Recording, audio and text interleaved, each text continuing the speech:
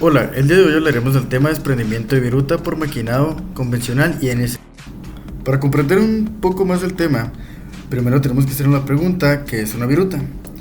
Es un material residual producido por operaciones de maquinado.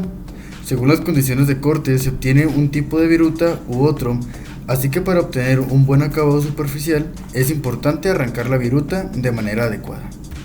Desprendimiento de viruta convencional: proceso mediante el cual se remueve metal para dar forma o acabado a una pieza.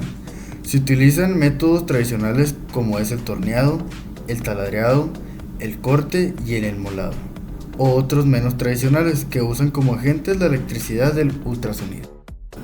Ahora pasamos hacia el taladro. Un taladro se utiliza principalmente para hacer perforaciones en materiales.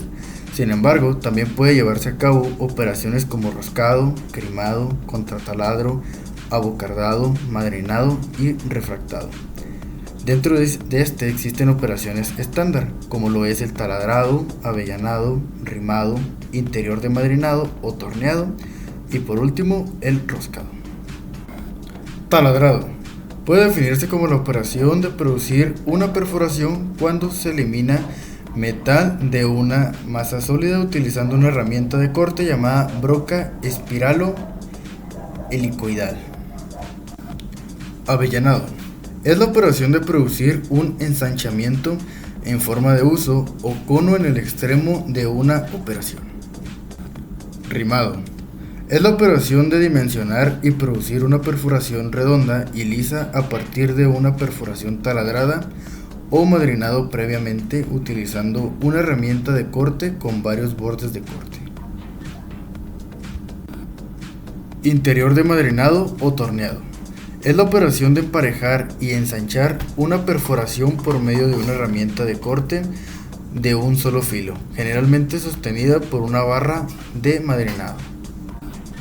Roscado es la operación de cortar roscas internas en una perforación con una herramienta de corte llamada machuelos. Se utilizan machuelos especiales de máquina o pistola junto con aditamentos de rosca, cuando esta operación se realiza mecánicamente con una máquina. Torno es la máquina herramienta más antigua y por lo tanto la más importante. Sin el torno no habría sido posible el gran avance industrial. En las máquinas de tornear se forman o trabajan piezas mediante arranque de viruta. Fresado. El fresado consiste en maquinar circularmente todas las superficies de forma variadas, planas, convexas, cóncavas, etc.